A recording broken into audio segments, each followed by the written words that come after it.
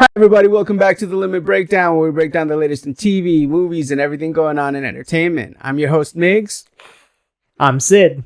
And today we're going to be doing a review of the new Dracula film, Renfield, starring Nicolas Cage.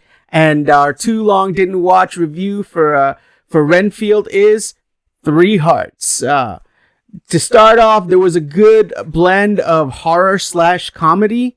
Nicolas Cage was very, very entertaining in his portrayal of Dracula, and the story itself was very well paced. The movie wasn't too long or too short. It gave you just enough. Yeah. However, parts of the movie were a little unnecessary.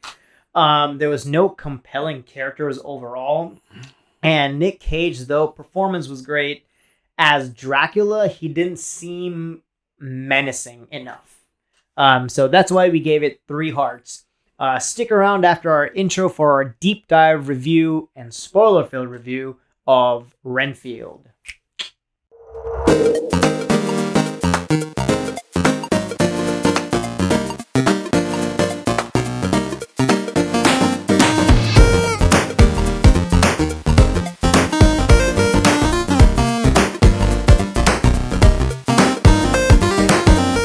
Hi everyone, welcome back to The Limit Breakdown. So let's jump right into our review of Renfield. So, Sid, let's go ahead and start with your opening thoughts.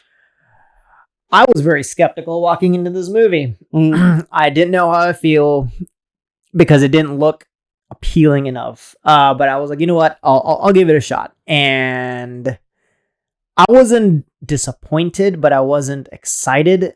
I wasn't overwhelmed or underwhelmed. I was just whelmed. Like we said, I think Nick Cage, I thought this movie was, in my mind, I thought this movie was going to go, that the movie itself is great, and then Nick Cage just ruins it, right, with his classic overdramatic lines. I'm the only one that cares for you.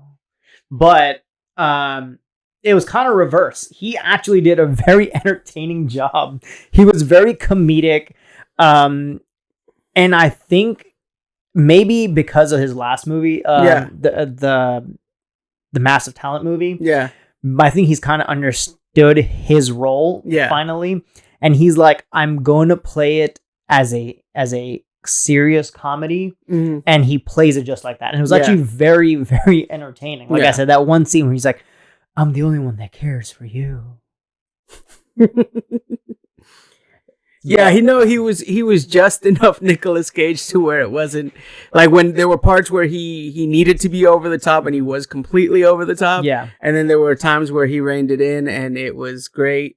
Like I said, if anything, I never really bought into him as kind of like a menacing threat, but at the same time, like he had those moments where he could switch it up, where he was serious and trying to be scary and deadly. And one thing I wasn't expecting, particularly about this movie, was how good the action pieces were. Yeah. Oh yeah.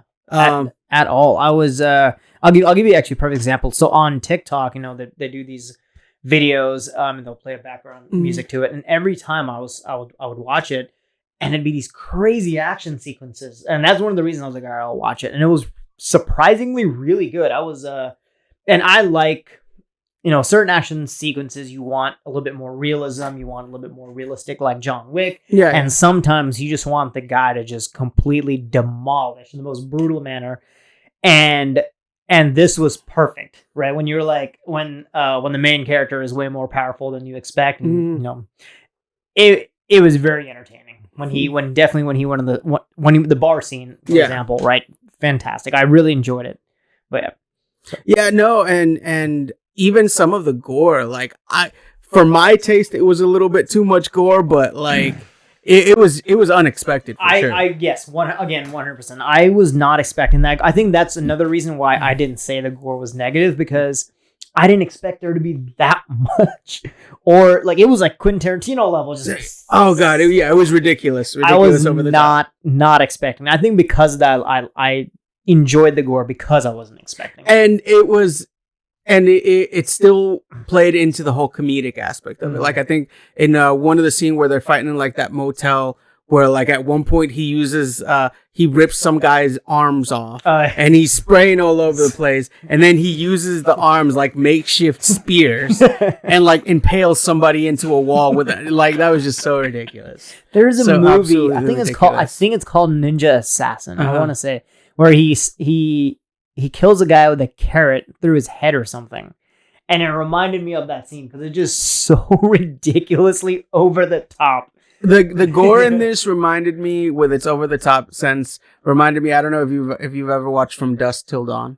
Yeah. It's just kind of like it's horror gory, but it's comedic, and it's I actually really like that movie. Yeah, no, it's one of my favorites. Yeah, fair enough. Cucarachas enojadas. Yeah, no. But we digress. Hayek. Anyways, so one of the things that I did not like about this movie was, now I love Awkwafina, right? I know a lot of people feel a certain way about her being over the top, over comedic. I generally enjoy her. I don't have a problem with her overall. I mean, she's not one of those that bother me.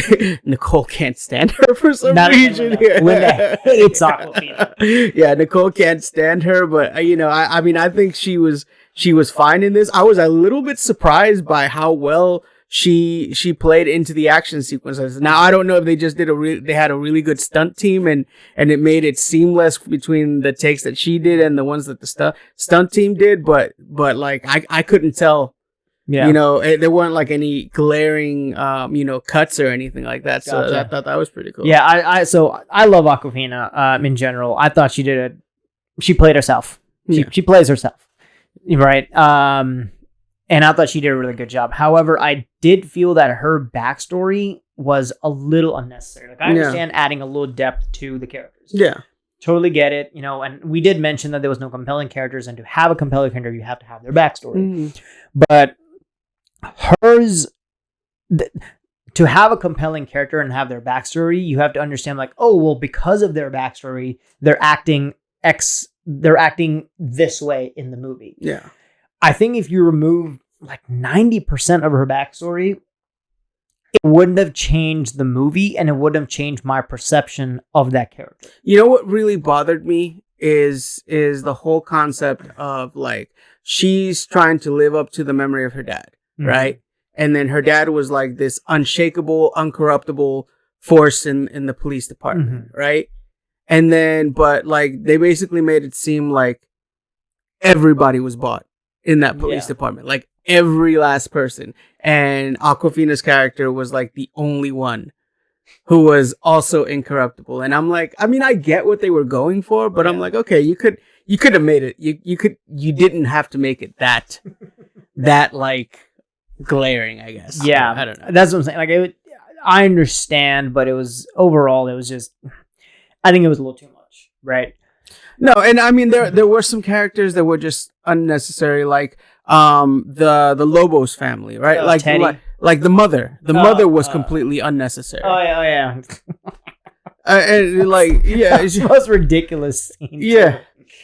Yeah, and then yeah, I mean Teddy. Look, Teddy was comic relief. He was obnoxious and but yeah.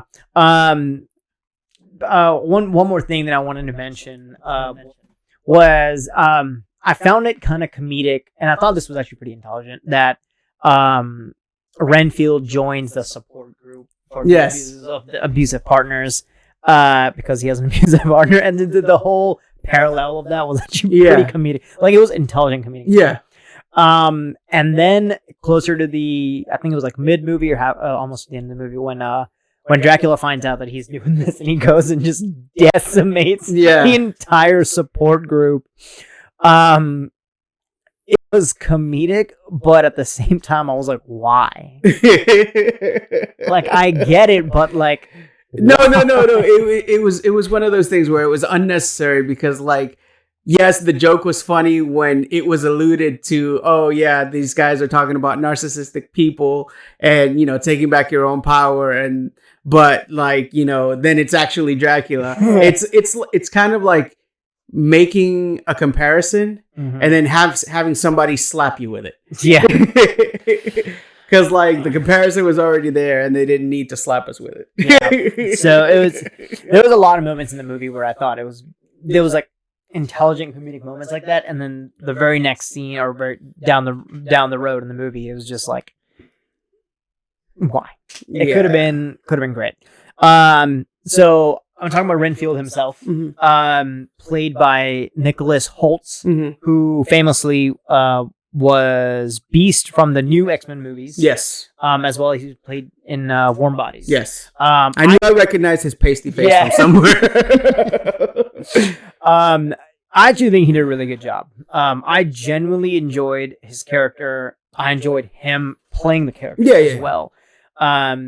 His fight sequences and action sequences were really, really seamless. Like you mentioned, maybe they just had a great stunt team, but the way he played it was very good. And then each emotion that he had during the movie, whether the scene where Nick Cage is like, no, like you are my familiar, you are this, that, whatever, and you can feel his emotion being like, I understand, but I know I'm trying. No, him and Nicolas Cage had really good chemistry. Like the way they interacted with each other was actually really, really believable, and they were both able to emote and respond to each other really, really well. Well, they're both Nicholas, so